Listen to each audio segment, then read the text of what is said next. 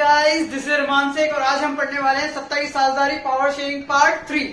Part first and part second मैंने already upload कर दिए, डिस्क्रिप्शन में लिंक अवेलेबल है।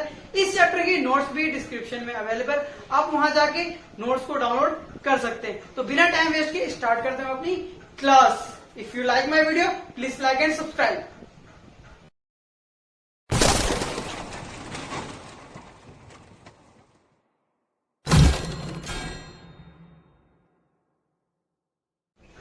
तो चैप्टर स्टार्ट करने से पहले हम जाएंगे बैक रिवर्स लगाएंगे और जो जो चीज हमने पढ़ी उसको एक बार फिर देखेंगे, फिर हम चैप्टर स्टार्ट करेंगे। ठीक है, तो हमने क्या पढ़ा जी? हमने पढ़ा ना बेल्जियम के बारे में। क्या पढ़ा कि वहां पर जो दो लैंग्वेज थी, डच और फ्रेंच।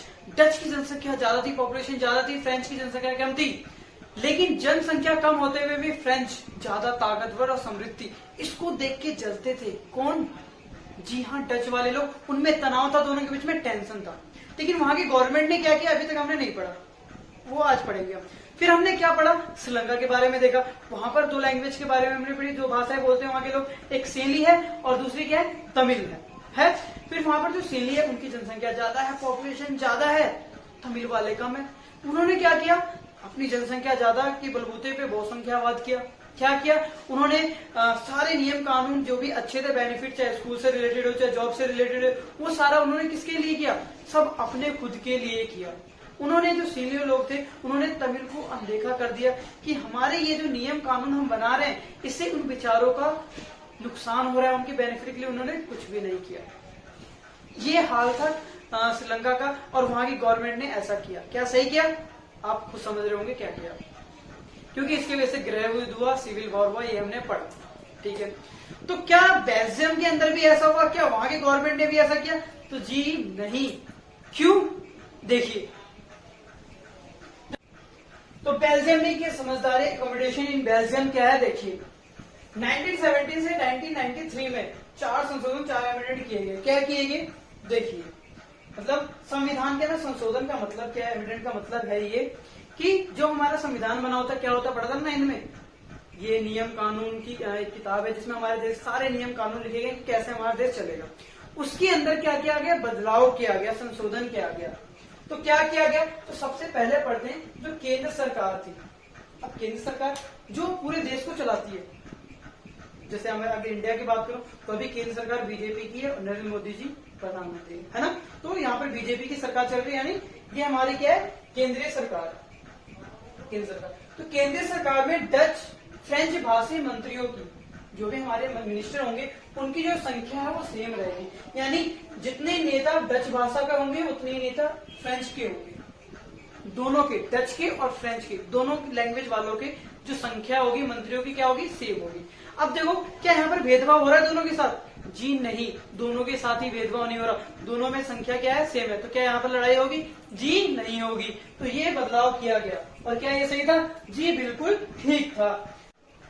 तो सेकंड देखते हैं, जो राज्य सरकार है, स्टेट गवर्नमेंट है, वो केंद्र सरकार जो हमारी है, ठीक है, सेंट्रल गवर्नमेंट, उसके अधीन नहीं होगी, सबऑर्डिनेट नहीं होगी, यानी उसके अधीन काम नहीं करेगी। ठीक है जी। थर्ड पॉइंट क्या है? ब्रुसेल्स में एक अलग सरकार है। जो हमारी ब्रुसेल्स थी, क्या थी? राजधानी थी, ठीक है, कैपिटल थी हमारी किसकी? बेल्जियम की। वहां क्या एक अलग टाइप की सरकार है। और दोनों समुदाय, यानी जो दोनों कम्युनिटी है हमारी, समान प्रतिनिधित्व। फ्रेंच भाषी ने इसे स्वीकार किया। जो हमारे समुदाय के समान प्रतिनिधित्व यानी रिप्रेजेंटेशन क्या है? दोनों के अंदर इक्वल है, भेदभाव किसी तरह का नहीं है। और इस चीज को फ्रेंच भाषी ने स्वीकारा। इन्होंने जो फ्रेंच भाषी ने स्वीकारा, क्यों स्वीकारा? क्योंकि देखो, जो हम ब्रुसेल्स की बात कर रहे हैं, यहाँ जो ब्रुसेल्स है ये राजधानी है और यहाँ पर फ्रेंच वालों की संख्या ज्यादा थी और डच की संख्या कम थी। लेकिन बेल्जियम में डच की संख्या ज्यादा थी, फ्रेंच की कम थी।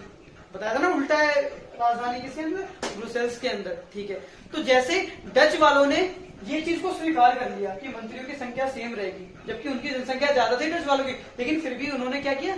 स्वीकारा। तो जब हक बनता है ब्रुसेल्स वालों का भी, यहाँ पर फ्रेंच वालों की जनसंख्या ज्यादा है, तो इनका भी कर्तव्य बनता है ना स्वीकारने का। तो इन्होंने स्वीकारा, यानी किसी तरह का भेदभाव नहीं हो रहा है, समान प्रतिनिधित्व का स्वीकारा गया, ताकि गवर्नमेंट की बात मान रहे सारे लोग, फॉलो कर रहे, कोई दंगा फसाद नहीं होने वाला। फिर यहाँ पर चौथा जो पॉइंट है हमारा, यहाँ पर एक हमारी सामुदायिक सरकार है, ठीक है, कम्युनिटी गवर्नमेंट है यहाँ पर एक, ठीक है।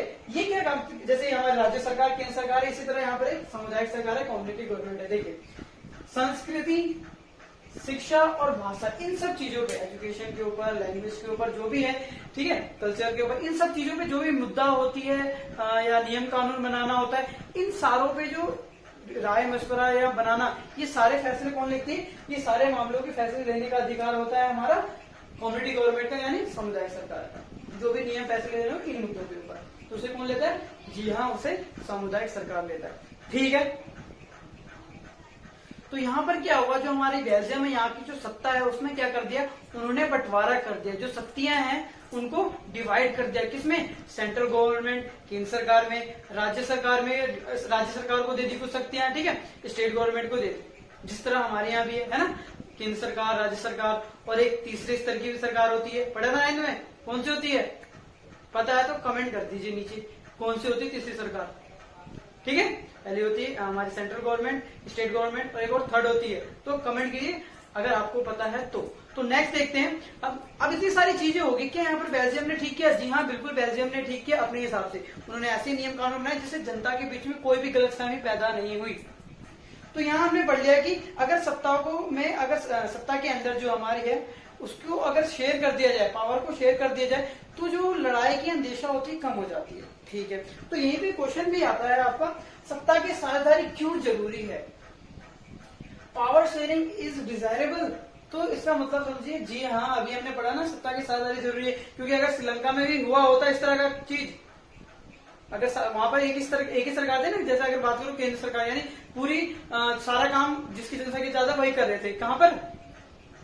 हाँ, कहां पर? श्रीलंका के अंदर, ठीक है। लेकिन यहाँ पर डिवाइड कर दिया गया सबको अंदर, तो ऐसा करने से सत्ता की साझेदारी अगर कर दे तो क्या हो सकता है? लड़ाई की अंदेशा कम हो जाती है। इसको सत्ता के बंटवारे के पक्ष में हम दो तर्क दे सकते हैं, दो रीजन से हम इसको समझ सकते हैं। पहला रीजन क्या है? पहला तर्क क्या? देखो, इससे विभिन्न सामाजिक समूह में के बीच टकराव का अंदेशा कम हो जाता है। बताया ना मैंने आपको, अगर सत्ता की साझेदारी कर दे, पावर की शेयरिंग कर दे, तो वहां पर जो सोशल ग्रुप्स होंगे, यानी सामाजिक समूह होंगे, उनके बीच में क्या नहीं होगा? टकराव नहीं होगा, तनाव नहीं होगा, टेंशन नहीं होगी जरा सी भी। सत्ता का बंटवारा क्या है? ठीक है, क्लियर हुआ? हाँ, और देखो दूसरे रीजन से, सत्ता का बंटवारा लोकतांत्रिक व्यवस्था के लिए ठीक है। अब भाई, लोकतांत्रिक व्यवस्था के लिए सत्ता का बंटवारा ठीक क्यों है? इसलिए ठीक है क्योंकि जो लोकतांत्रिक है, डेमोक्रेसी पढ़ा था ना मैंने, डेमोक्रेसी यानी लोकतंत्र, इसका मतलब क्या होता है? इसमें सारे भागीदार जनता के लिए होंगे, और जो भी नियम कानून बनाया जाता है जनता के पक्ष में बनाए जाते हैं। क्या किसी को भी लोकतंत्र के अंदर, डेमोक्रेसी के अंदर भेदभाव किया जाता है? जी नहीं किया जाता, ठीक है। अगर लोकतंत्र के अंदर सत्ता की साझेदारी होगी तो ठीक है ना, अगर सत्ता की साझेदारी होगी तभी तो लोकतंत्र कहलाएगा। अब मान के चलो लोकतंत्र तो है लेकिन सत्ता की साझेदारी ही नहीं है, पावर शेयरिंग है नहीं, सिर्फ एक का ही राज चल रहा है, तो क्या आप उसको लोकतंत्र कहोगे? जी नहीं। कहने का मतलब क्या? लोकतंत्र के लिए वो ठीक नहीं होगा। तो यहाँ पर जो बेल्जियम था ये एक लोकतांत्रिक देश है, जी हाँ, लोकतांत्रिक देश है, और यहाँ पर जो इस तरह का बंटवारा हो, ठीक है, हाँ, तो सत्ता का बंटवारा लोकतांत्रिक व्यवस्था के लिए क्या होता है? ठीक माना जाता है कि लोकतंत्र अच्छे से चलेगा, बिल्कुल फॉलो होगा हमारा डेमोक्रेसी। सत्ता की साझेदारी लोकतंत्र की आत्मा है, सोल है। अगर सत्ता की साझेदारी नहीं होगी, पावर शेयरिंग नहीं होगी, तो सोचो बिना आत्मा की बॉडी कैसी होगी? कोई वजूद है बॉडी का? अगर मान लो आपके पास बॉडी है लेकिन बॉडी के अंदर आत्मा ही नहीं है, तो उसको शमशान घाट ही ले जाओ, कोई फायदा नहीं होता ना उसका। सेम इसी तरह अगर लोकतंत्र है, डेमोक्रेसी है, लेकिन उसके अंदर क्या नहीं है? सत्ता की साझेदारी नहीं है, पावर शेयरिंग नहीं है, तो वो लोकतंत्र नहीं रहेगा, वही जैसे डेड, मरी हुई लाश, ठीक है। तो यहाँ पर आपको क्लियर हो गया होगा कि सत्ता की साझेदारी क्यों करी जाती है। हाँ, जो आप सोच रहे हो बिल्कुल वही है कि सत्ता की साझेदारी इसलिए की जाती है ताकि लोगों के बीच में तनाव, टेंशन जरा सा भी खत्म ना हो। तो बेल्जियम ने कितना अच्छा रास्ता अपनाया और उन्होंने क्या कर दिखाया? लोगों के बीच एकता की भावना पैदा की। वहीं अगर श्रीलंका की बात करें तो उन्होंने ऐसा नहीं किया, ठीक है। अब हमारा थोड़ा सा टॉपिक और रह गया जो कि इम्पोर्टेंट है, उसको हम नेक्स्ट क्लास में करेंगे। तो इन सब चीजों को, जो हमारा कॉन्सेप्ट था, इसको अच्छे से क्लियर करना है, बिकॉज कॉन्सेप्ट इज पावर।